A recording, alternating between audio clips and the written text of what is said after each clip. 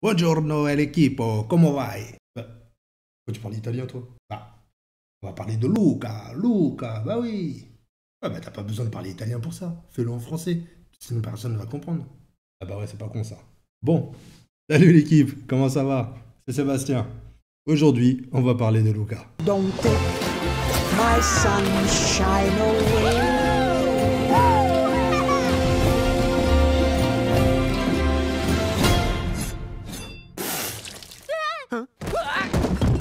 Le 24e long métrage de Pixar. Ouais, parce qu'avant, il y a eu... Oh là là, attention à la liste. Toy Story, Mille et une pattes, Toy Story 2, Monstres et compagnie, Le Monde de Nemo, Les Indestructibles, Cars, Ratatouille, Wall-E, Lao, Toy Story 3, Cars 2, Rebelle, Monstre Academy, Vice Versa, Le Voyage d'Arlo, Le Monde de Dory, Cars 3, Coco, Les Indestructibles 2, Toy Story 4, En Avant et Soul. L'histoire de ces deux petits enfants venus de la mer nous a éblouis. Le dessin animé est magnifique. L'histoire est vraiment géniale. Je me suis tapé des barres de rire dessus. J'espère que vous aussi, d'ailleurs, si vous regardez cette vidéo, normalement, c'est que vous avez déjà vu Luca. N'hésitez pas à le dire dans les commentaires ce que vous en avez pensé. Si c'était bien, si c'était nul, si... Normalement, ça devrait être bien. Donc Luca a été réalisé par Enrico Casarosa. C'est son premier long métrage. Il avait déjà travaillé sur quelques projets. Il avait aussi fait un court métrage qui s'appelle La Luna.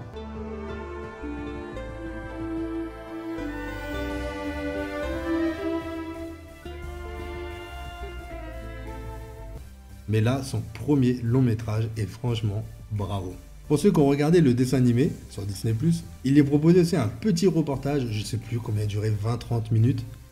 Et c'est impressionnant. Franchement, regardez-le si vous aimez un peu regarder l'envers des décors. On suit l'équipe qui s'occupe justement de tout ça, de dessiner les décors, l'Italie, parce que tout se passe donc en Italie. Ils ont étudié les villages des 5 terres. Et franchement, c'est impressionnant. Je crois qu'ils ont passé 6 mois ou un truc comme ça. Je ne suis pas sûr du temps, mais je crois que c'est un truc comme ça. Et ils ont étudié chaque maison, chaque ruelle, chaque pavé. À un moment, il y a des pavés avec des dessins. Ça forme un dessin. Ils l'ont reproduit. Le linge qui pend sur les façades des maisons. Franchement, ils ont tout mis en œuvre pour être le plus fidèle possible. Sincèrement, ça se voit. Les décors sont magnifiques. Ils ont même étudié l'eau. Et pour cela, ils ont fait de la plongée. Ils se sont dit, il faut qu'on y aille pour comprendre et pour être le plus fidèle possible. L'eau là-bas a une couleur assez spéciale. Et ils ont été voir. Ils ont calculé à combien de distance ils voyaient, à quelle profondeur c'était sombre. Pour vraiment tout mettre en œuvre pour être le plus fidèle possible. Bon, c'est dommage qu'avec toute cette qualité, cette recherche et ces images vraiment magnifiques, on n'ait pas eu la chance de le voir au cinéma, mais bon, au moins il était disponible sur Disney+, et ça fait plaisir. Enrico Casarosa est originaire de Gênes, un des villages des 5 terres. Et quand il a ramené toute son équipe là-bas pour s'imprégner de la culture, de l'architecture et tout, il leur a dit, vous pouvez pas partir sans goûter nos plats. Il leur a fait goûter les meilleures pâtes de la région. Il les a emmenés dîner chez ses parents à Gênes. D'ailleurs, le truc rigolo, c'est que dans le dessin animé, ils mangent des pâtes au pesto. Et à la suite de la diffusion donc, du dessin animé, beaucoup d'internautes ont spammé, ont demandé la recette, ont cherché, ont essayé de reproduire la même recette. Et bien le réalisateur, sur son compte Twitter, a balancé justement en dessin, j'ai trouvé ça trop marrant, la recette pour tous ceux qui voulaient la refaire.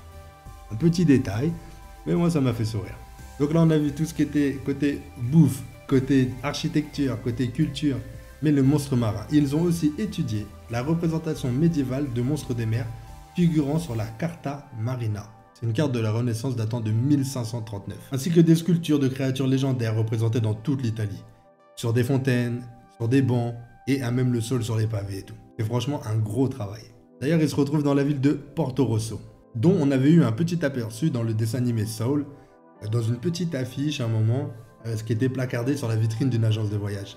Ça j'aime bien, à chaque fois ils rajoutent un petit truc. D'ailleurs dans Luca aussi, normalement, je crois que ça spoil un petit peu, bon, ça spoil, ça fait un petit clin d'œil sur le prochain dessin animé avec l'espèce de panda peluche rose, à voir si c'était bien ça.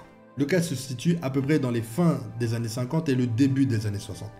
C'était une sacrée époque en Italie, avec la musique, avec cette ambiance, les Vespa et tout, franchement, c'est une bonne année. Le réalisateur a voulu faire un truc un peu intemporel, mais quand même ancré dans cette génération-là. Dans Luca, on peut voir aussi plein de références cinématographiques. Enrico s'est inspiré de plusieurs films des années 50, par exemple La Strada ou encore Vacances romaines, pour ne citer que. Moi, je croyais que l'histoire, c'était Luca et Alberto qui étaient amis d'enfance et qui découvraient la vie sur Terre, hors de l'eau. Alors qu'en fait, pas du tout. Luca rencontre Alberto très peu de temps avant de faire sa première sortie. J'ai aimé tout ce côté, entre guillemets, du côté des humains, on a peur de ce qu'on ne connaît pas. Donc on a peur des monstres marins. Et du côté des monstres marins, bah, c'est la même chose. On a un petit peu peur des humains sans les comprendre et tout. Bon alors, les monstres marins ne veulent pas du mal aux humains, mais les humains peuvent les chasser tranquillement. Donc Luca rencontre Alberto et le suit dans ses aventures terrestres. Alberto, lui, a déjà passé plusieurs temps hors de l'eau. Et il a fait il a une petite maison, on va dire, avec plein de reliques humaines. Luca, ça le fascine, il se délecte de tous ces petits objets. Il décide enfin d'aller en ville et de rêver de gagner une course pour remporter un Vespa. Je ne vais pas vous raconter tout le film détail par détail, mais en gros, il est magnifique. L'histoire est vraiment bien. L'humour est présent. Il y a des leçons de vie. La petite fille qui se bat à chaque fois alors que c'est une paria. On voit que pour les courses, elle doit s'inscrire à chaque fois toute seule parce qu'elle n'a pas d'amis. Il y a une révolutionnaire dans sa tête. Il y a aussi ces petits moments tristes où Luca délaisse un petit peu Alberto pour aller avec cette fille. Et on voit que Alberto le prend vraiment très très mal. On voit les parents de Luca aussi qui bravent le danger pour retrouver leur enfant, qui viennent sur Terre. Les scènes où ils essayent de retrouver les gamins à mouiller, à leur envoyer de la flotte et tout, ça me tue. D'ailleurs, un petit truc, Luca sur son corps. Un dessin, je suis d'accord. Mais il y a très précisément 3436 écailles. Quand il est au complet, voilà ce que les dessinateurs ont dû dessiner.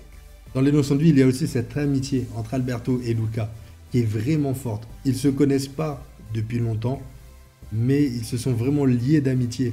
Ils ont vécu une aventure magnifique ensemble. Et je trouve ça vraiment beau quand il revient le chercher. Et waouh! Et qu'après il se casse et il gagne la course. Wow, j'ai spoil. De toute façon, vous l'avez vu le film, c'est pas vraiment un spoil. Vous l'avez pas vu? Non. Oups. Bon voilà, moi personnellement, j'ai vraiment aimé ce film. Je l'ai regardé avec mes enfants et ma femme, et franchement, on a passé un bon moment. Tout ce que je vous dis, tout ce dont je vous parle, par rapport à ce côté à être assez fidèle à l'architecture, à la culture et tout ça, tout cela se ressent dans le dessin animé.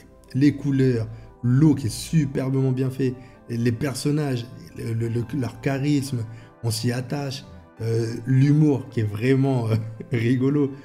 On a l'impression de retourner en enfance, d'être gamin avec eux, de découvrir l'Italie et de découvrir les fonds marins. C'est vraiment, franchement, vraiment un bon dessin animé. Bref, voilà. J'attends de voir vos commentaires et surtout de savoir ce que vous en avez pensé. N'oubliez pas de s'abonner et d'activer la petite cloche. Bientôt 300 abonnés. Merci beaucoup. Allez, salut l'équipe.